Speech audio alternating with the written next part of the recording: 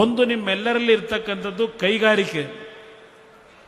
ಇವತ್ತು ಮುಂದಿನ ಯುಗಾದಿಯನ್ನು ನೀವೇನು ಆಚರಣೆ ಮಾಡ್ತಾ ಇದ್ದೀರಿ, ಪರಮಪೂಜ್ಯ ಸ್ವಾಮೀಜಿಯವರು ಈ ವೇದಿಕೆ ಮೇಲೆ ಏನು ಉಪಸ್ಥಿತರಿದ್ದಾರೆ.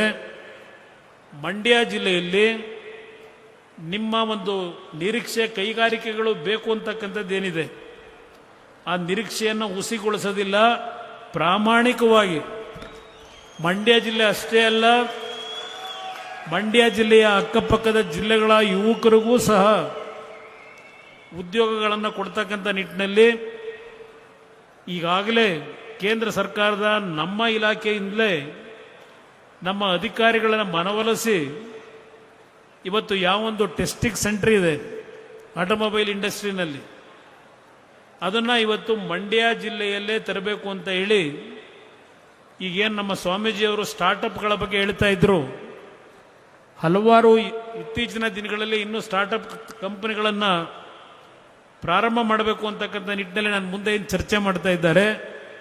200 ಕೋಟಿ 300 ಕೋಟಿ ವೆಚ್ಚದ ಕೈಗಾರಿಕೆಗಳನ್ನು ಹಾಕ್ತಕ್ಕಂಥ ನಿಟ್ಟಿನಲ್ಲಿ ಈಗಾಗಲೇ ಹಲವಾರು ಸುತ್ತಿನ ಮಾತುಕತೆಗಳನ್ನೇನು ಮಾಡಿದ್ದಾರೆ ಸ್ಟಾರ್ಟಪ್ ಕಂಪನಿಗಳು. ಅವರಿಗೆ ಕೆಲವು ಪ್ರಧಾನಮಂತ್ರಿಗಳು ಇವತ್ತೇನು ಈ ದೇಶದ ಸಮಗ್ರ ಅಭಿವೃದ್ಧಿ, ಅದರಲ್ಲೂ ವಿಶೇಷವಾಗಿ ಈ ಪರಿಸರಕ್ಕೆ ಆಗಿರತಕ್ಕಂಥ ಹಾನಿಯನ್ನು ಸಂಪೂರ್ಣವಾಗಿ 2020ಕ್ಕೆ ನೆಟ್ ಝೀರೋಗೆ ತರಬೇಕು ಅಂತಕ್ಕಂಥದ್ದು ಗೌರವಾನ್ವಿತ ಪ್ರಧಾನಮಂತ್ರಿಗಳ ಒಂದು ಅಚಲವಾದಂಥ ತೀರ್ಮಾನ ಏನಿದೆ. ಆ ನಿಟ್ಟಿನಲ್ಲಿ ಇವತ್ತು ಎಲೆಕ್ಟ್ರಿಕ್ ವೆಹಿಕಲ್ಗಳು ದೊಡ್ಡ ಮಟ್ಟದಲ್ಲಿ ಆಟೋಮೊಬೈಲ್ ಕಂಪನಿಗಳು ಇವತ್ತು ಮ್ಯಾನುಫ್ಯಾಕ್ಚರ್ಗೆ ಏನೋ ಒಂದು ಪ್ರೋತ್ಸಾಹವನ್ನು ಕೊಟ್ಟಿದ್ದಾರೆ. ಮಂಡ್ಯ ಜಿಲ್ಲೆಯಲ್ಲಿ ಆ ಟೆಸ್ಟಿಂಗ್ ಸೆಂಟರ್ ಒಂದೇ ಅಲ್ಲ, ಹಲವಾರು ಸ್ಟಾರ್ಟಪ್ಗಳನ್ನು ಪ್ರಾರಂಭ ಮಾಡತಕ್ಕಂಥ ನಿಟ್ಟಿನಲ್ಲಿ ಈಗಾಗಲೇ ಚರ್ಚೆಯನ್ನು ಮಾಡಿದ್ದೇನೆ. ನನಗೆ ವಿಶ್ವಾಸ ಇದೆ, ಆ ತಾಯಿ ಚಾಮುಂಡೇಶ್ವರಿಯ ದಯೆ, ನಿಮ್ಮೆಲ್ಲರ ಆಶೀರ್ವಾದದಲ್ಲಿ ನಿಮ್ಮ ಆಸೆಯನ್ನು ನಾನು ನೆರವೇರಿಸಿಕೊಡ್ತೀನಿ. ಯಾವ ಮಾತುಗಳಿಗೆ ತಾವು ಕಿವಿ ಕೊಡಬೇಡಿ. ಇವತ್ತು ಯಾವೊಂದು ARA ಮುಖಾಂತರ ಸ್ಟಾರ್ಟಪ್ ಸೆಂಟರ್ ನಮ್ಮ ಏನೋ ಒಂದು ಇದನ್ನು ಪ್ರಾರಂಭ ಮಾಡಲಿಕ್ಕೆ ಹೊರಟಿದ್ದೇವೆ, ಟೆಸ್ಟಿಂಗ್ ಸೆಂಟ್ರು, ಎಲ್ಲರೂ ಎಕ್ಸೈಟ್ ಆಗಿದ್ದಾರೆ. ಯಾಕೆಂದರೆ ಇಲ್ಲಿ ತಯಾರು ಮಾಡ್ತಕ್ಕಂಥ ವಾಹನಗಳನ್ನು ಪೂನಾಗೆ ತೆಗೆದುಕೊಂಡು ಹೋಗಬೇಕು, ಇಲ್ಲ ಚೆನ್ನೈಗೆ ಹೋಗಬೇಕು.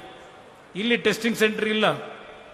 ಆ ಹಿನ್ನೆಲೆಯಲ್ಲಿ ಕರ್ನಾಟಕದಲ್ಲಿ ಒಂದು ಟೆಸ್ಟಿಂಗ್ ಸೆಂಟರ್ನ ಪ್ರಾರಂಭ ಮಾಡಲೇಬೇಕು ಅಂತ ಹೇಳಿ ನಮ್ಮ ದೇಶದ ಗೌರವಾನ್ವಿತ ಪ್ರಧಾನಮಂತ್ರಿಗಳ ನರೇಂದ್ರ ಮೋದಿ ಅವರ ಒಂದು ಆಶೀರ್ವಾದದಲ್ಲಿ ಇವತ್ತು ಮಂಡ್ಯದಲ್ಲೇ ಆ ಒಂದು ಟೆಸ್ಟಿಂಗ್ ಸೆಂಟರ್ನ ಪ್ರಾರಂಭ ಮಾಡತಕ್ಕಂಥದ್ದಕ್ಕೆ ಸುಮಾರು 1,000 ಕೋಟಿ ವೆಚ್ಚದಲ್ಲಿ ಕಾರ್ಯಕ್ರಮ ನಮ್ಮ ಇಲಾಖೆಯಿಂದಲೇ ಮಾಡ್ತಾ ಇದ್ದೇವೆ. ಅದರ ಮುಖಾಂತರ ಹಲವಾರು ಕೈಗಾರಿಕೆಗಳನ್ನು ತರಲಿಕ್ಕೆ ಏನು ಸಾಧ್ಯ ಇದೆ, MSME ಕಂಪನಿಗಳನ್ನು ಈಗಾಗಲೇ ಚರ್ಚೆ ಮಾಡಿದ್ದೇವೆ. ಅವರಿಗೆ ಪ್ರೋತ್ಸಾಹ ಕೊಟ್ಟು, ನೀವೇನು ದೇವೇಗೌಡರ ಬಗ್ಗೆ ನನ್ನ ಬಗ್ಗೆ ಅಭಿಮಾನ ಇಟ್ಟು ನಾನು ಹಳ್ಳಿಗಳಿಗೆ ಬರದೇ ಇದ್ದರೂ ಅಷ್ಟು ದೊಡ್ಡ ಬಹುಮತದಲ್ಲಿ ಗೆಲ್ಲಿಸಿದ್ದೀರಿ, ನಿಮ್ಮ ಋಣವನ್ನು ತೀರಿಸ್ತಕ್ಕಂಥದ್ದು ನನ್ನ ಜವಾಬ್ದಾರಿ. ನಾನು ಹಿಂದೆ ಈ ಒಂದು ಮಂಡ್ಯ ಜಿಲ್ಲೆಯಲ್ಲಿ 200 ಕುಟುಂಬದಲ್ಲಿ ರೈತರ ಆತ್ಮಹತ್ಯೆ ಆದಾಗ ಪ್ರತಿ ಮನೆಗಳಿಗೆ ಭೇಟಿ ಕೊಟ್ಟಿದ್ದೇನೆ. ನಮ್ಮ ಕೈಲಾದ ಮಟ್ಟಿಗೆ ನಮ್ಮ ನಾಯಕರುಗಳೆಲ್ಲ ಸೇರಿ ನೆರವು ನೀಡಿದ್ದೇವೆ. ಆ ಸಂದರ್ಭದಲ್ಲಿ ಒಂದು ಮಾತು ಹೇಳಿದ್ದೆ, ಯಾವುದೇ ಕಾರಣಕ್ಕೂ ಆತ್ಮಹತ್ಯೆಗೆ ಶರಣಾಗಬೇಡಿ. ನಾನು ಈ ರಾಜ್ಯದಲ್ಲಿ ಪುನಃ ಅಧಿಕಾರಕ್ಕೆ ಬಂದರೆ ನಿಮ್ಮ ಸಾಲವನ್ನು ಮನ್ನಾ ಮಾಡ್ತೀನಿ ಅಂತಕ್ಕಂಥ ಹೇಳಿದೆ. ಅವತ್ತು ಆಡಳಿತ ನಡೆಸ್ತಕ್ಕಂಥವ್ರು ಹೇಳಿದ್ರು, ಎಲ್ಲಿದೆ ದುಡ್ಡು, ಎಲ್ಲಿಂದ ತರ್ತಾನೆ, ಸುಳ್ಳು ಹೇಳ್ತಾ ಇದ್ದಾನೆ, ದುಡ್ಡು ಎಲ್ಲಿಂದ ತಂದು ಇವನು ಸಾಲ ಮನ್ನಾ ಮಾಡ್ಲಿಕ್ಕೆ ಸಾಧ್ಯ, ಇವನು ಅಧಿಕಾರಕ್ಕೆ ಬರಲ್ಲ, ಏನೋ ಇವ್ರ ಅಪ್ಪನಾಣೆ ಅಧಿಕಾರಕ್ಕೆ ಬರಲ್ಲ ಅಂತಕ್ಕಂಥ ಮಾತಾಡಿದ್ರು. ನನಗೆ ಸಂಪೂರ್ಣ ಬಹುಮತ ಬರಲಿಲ್ಲ. ಆದರೆ ಅವತ್ತು ಮಂಡ್ಯ ಜಿಲ್ಲೆಯ ಜನ, ಇಲ್ಲೇನು ವೇದಿಕೆ ಮೇಲೆ ಕೂತಿದ್ದಾರೆ ನಮ್ಮ ಸ್ನೇಹಿತರು, ಒಂದೊಂದು ಕ್ಷೇತ್ರದಲ್ಲಿ 40-50 ಸಾವಿರ ಅಂತರದ ಬಹುಮತ ಕೊಟ್ಟು 7 ಜನನ್ನೂ ನೀವು ಆಯ್ಕೆ ಮಾಡಿ ಕಳಿಸ್ಕೊಟ್ರಿ. ನಿಮ್ಮ ಶಕ್ತಿ ಈ ರಾಜ್ಯದ ಸುಮಾರು 25 ಲಕ್ಷಕ್ಕೂ ಹೆಚ್ಚಿನ ರೈತ ಕುಟುಂಬಗಳಿಗೆ ಸಾಲ ಮನ್ನಾದ ಹಣ ಕೊಡ್ತಕ್ಕಂಥ ಒಂದು ಕಾರ್ಯಕ್ರಮ ನಾವು ಅನುಷ್ಠಾನಕ್ಕೆ ತಂದಿದ್ದರೆ, ಅದು ಪ್ರಥಮವಾಗಿ ಮಂಡ್ಯ ಜಿಲ್ಲೆಯ ನನ್ನ ತಂದೆ ತಾಯಂದರಿಗೆ ಈ ಗೌರವ ಸಲ್ಲಬೇಕು ಅಂತಕ್ಕಂಥದ್ದನ್ನು ಈ ವೇದಿಕೆ ಮುಖಾಂತರ ಹೇಳ್ತಾ ಇದ್ದೇನೆ. ಅದೇ ರೀತಿಯಲ್ಲೇ ಇವತ್ತೇನು ನಿಮ್ಮ ಒಂದು ದೊಡ್ಡ ಮಟ್ಟದಲ್ಲಿ ಕೈಗಾರಿಕೆಗಳ ಬಗ್ಗೆ ಯೋಚನೆ ಮಾಡ್ತಾ ಇದ್ದೀರಿ. ಇನ್ನೂ ಪಾಪ ನಮ್ಮ ಜಿಲ್ಲಾಧಿಕಾರಿಗಳಿದ್ದಾರೆ ಇಲ್ಲೇ. ನಾನು ಅವರಿಗೆಲ್ಲರಿಗೂ ಅಭಿನಂದನೆ ಸಲ್ಲಿಸಬೇಕು. ನಮ್ಮ ಪೊಲೀಸ್ ವರಿಷ್ಠಾಧಿಕಾರಿಗಳು, ಸಿಇಒ, ಇವರೆಲ್ಲರೂ ಕಳೆದ ಒಂದು ವಾರದಿಂದ ಹಲವಾರು ರೀತಿಯ ಸಮಸ್ಯೆಗಳ ನಡುವೆ ಈ ಕಾರ್ಯಕ್ರಮಕ್ಕೆ ಸಹಕಾರ ಕೊಟ್ಟಿದ್ದಾರೆ.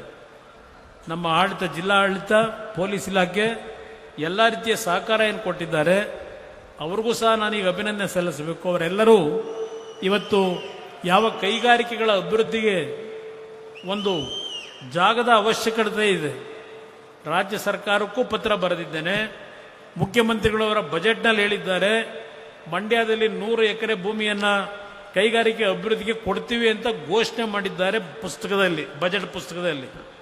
ನೋಡೋಣ ಅದು ಯಾವಾಗ ಕೊಡ್ತಾರೆ ಅಂತ ಹೇಳಿ ಕಾಯ್ತಾ ಇದ್ದೇನೆ. ನಮ್ಮ ಅಧಿಕಾರಿಗಳಿಗೆ ಹೇಳಿದ್ದೇನೆ, ಯಾವ ಒಂದು ಭೂಮಿಯನ್ನು ಅವರು ಐಡೆಂಟಿಫೈ ಮಾಡ್ತಾರೆ, ಹೋಗಿ ಅದನ್ನು ನೀವು ಆ ಒಂದು ಕಾರ್ಖಾನೆಗಳನ್ನು ಹಾಕಲಿಕ್ಕೆ ಆ ಜಾಗಗಳು ಸರಿ ಇದೆಯಾ ಅಂತಕ್ಕಂಥದ್ದು ಒಂದು ವರದಿಯನ್ನು ಕೊಡಿ ಅಂತಕ್ಕಂಥದ್ದು ಈಗಾಗಲೇ ನಮ್ಮ ಅಧಿಕಾರಿಗಳಿಗೆ ಏನು ಸೂಚನೆ ಕೊಟ್ಟಿದ್ದೇನೆ.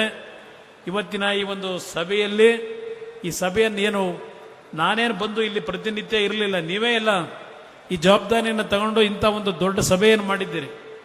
ಇವತ್ತು ನಿಮಗೆ ನಿಜಕ್ಕೂ ನನ್ನ ಹೃದಯಪೂರ್ವಕವಾದಂಥ ಕೃತಜ್ಞತೆಗಳನ್ನು ಸಲ್ಲಿಸ್ತಕ್ಕಂಥದ್ದು ನನ್ನ ಕರ್ತವ್ಯ. ನಾನು ಒಂದು ಮಾತಿವತ್ತೇನು ನಮ್ಮ ಪರಮ ಪೂಜ್ಯರ ಸನ್ನಿಧಾನದಲ್ಲಿ ಹೇಳಿದ್ದೇನೆ, ಮಂಡ್ಯ ಜಿಲ್ಲೆಗೆ ನನಗೆ ಧೈರ್ಯ ಇದೆ, ನಿಮ್ಮ ಆಸೆ ನೆರವೇರಿಸ್ಕೊಡ್ತೀನಿ. ನಿಮ್ಮ ಹೃದಯದಲ್ಲಿ ಶಾಶ್ವತವಾಗಿ ಕುಮಾರಣ್ಣ ಅಂತಕ್ಕಂಥದ್ದನ್ನು ನೆಲೆಯೂರ್ತಕ್ಕಂಥ ರೀತಿಯಲ್ಲಿ ನಿಮ್ಮ ಒಂದು ನಿರೀಕ್ಷೆಗಳನ್ನು ಮುಟ್ಟುತ್ತೇನೆ ಅಂತಕ್ಕಂಥ ನಂಬಿಕೆ ನನಗಿದೆ. ಇವತ್ತಿನ ಕಾರ್ಯಕ್ರಮದಲ್ಲಿ ತಾವೆಲ್ಲ ಏನು ಬಂದಿದ್ದೀರಿ, ಪುಟ್ಟರಾಜಣ್ಣವರು, ನಮ್ಮ ಸ್ನೇಹಿತರು ಎಲ್ಲರೂ ಇವತ್ತು ಯುಗಾದಿಯ ಹಬ್ಬವನ್ನು ಮುಂದಿನ ದಿನಗಳಲ್ಲಿ ಆಚರಣೆ ಮಾಡ್ತೀರಿ. ಉತ್ತಮವಾದಂಥ ರೀತಿಯ ಒಂದು ಒಬ್ಬಟ್ಟಿನ ಊಟ, ನಮ್ಮ ಹಳ್ಳಿಯ ಊಟ, ಅದನ್ನು ಎಲ್ಲರೂ ಮಾಡಬೇಕು ಅಂತಕ್ಕಂಥದ್ದು ಅವರೆಲ್ಲರ ಆಸೆ ಏನಿದೆ.